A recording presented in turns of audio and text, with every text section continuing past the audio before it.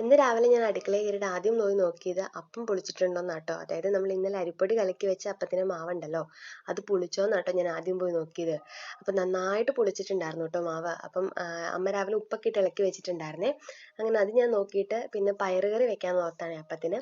പയറമ്മ രാവിലെ ഉപ്പിട്ട് വേവിക്കാൻ വെച്ചിട്ടുണ്ടായിരുന്നേ. അപ്പം ഞാൻ വേഗം കറി വെക്കാനുള്ളത് സെറ്റാക്കാൻ ഓർത്തേ. അങ്ങനെ കടുക് പൊട്ടിയപ്പം ഒരു സവോള അരിഞ്ഞതും കൂടെ ചേർത്ത് ഞാൻ നന്നായിട്ട് വഴറ്റിയെടുത്തു കേട്ടോ. അപ്പം സവോളയിൽ ഞാൻ ഇച്ചിരി ഉപ്പിട്ടേ, കാരണം വഴണ്ട് വരാൻ വേണ്ടിയിട്ട് വേഗം. കാരണം ഓൾറെഡി പയറിൽ വേവിക്കാൻ നേരത്ത് ഉപ്പ് ഇട്ടിട്ടുണ്ടായിരുന്നല്ലോ. അപ്പോൾ ഒത്തിരി ഉപ്പിട്ട് കഴിയുമ്പോൾ കൂടി പോകുമല്ലോ എന്ന് പറഞ്ഞ് ഇച്ചിരി ഉപ്പാണ് ഇട്ടുള്ളൂ.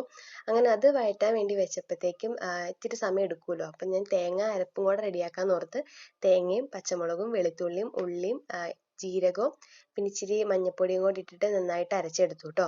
അങ്ങനെ അതും സെറ്റായി. അപ്പോഴേക്കും നമ്മുടെ ഉള്ളി നന്നായിട്ട് വഴണ്ട് വന്നിട്ടുണ്ടായിരുന്നു കേട്ടോ.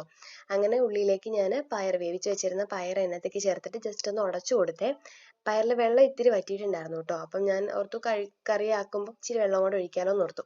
അങ്ങനെ അതങ്ങ് നന്നായിട്ടൊന്ന് ഉടച്ചു കൊടുത്തു കഴിഞ്ഞപ്പോഴത്തേക്കും പിന്നെ ഞാൻ അരപ്പും കൂടെ ചേർത്ത് കൊടുത്തേ. അരപ്പിൻ്റെ ആ ജാറിലേക്ക് ഇച്ചിരി വെള്ളം കൂടെ ഒഴിച്ച് ഞാൻ അതും കൂടെ അങ്ങ് ഒഴിച്ചു കൊടുത്തു കേട്ടോ. കാരണം ഒട്ടും ചാറുണ്ടായിരുന്നില്ല. പയർ ഓൾറെഡി ഇങ്ങനെ കുറുകിയിരിക്കുമല്ലോ. അപ്പം ഞാൻ ഇച്ചിരി ചാറാവാൻ വേണ്ടിയിട്ട് വെള്ളം കൂടെ ഒഴിച്ചു കൊടുത്തു കേട്ടോ.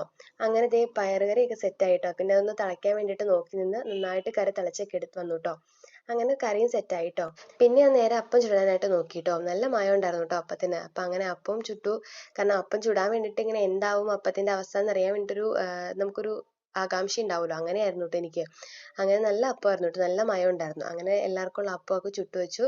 അങ്ങനെ ഞാനും രാവിലെ അപ്പവും പയറുകറിയൊക്കെ കഴിച്ചു. അപ്പം നിങ്ങളും ഒന്ന് ട്രൈ ചെയ്ത് നോക്കട്ടെ ഇതുപോലെ അരിപ്പൊടി വെച്ചിട്ട് അപ്പം. ബൈ.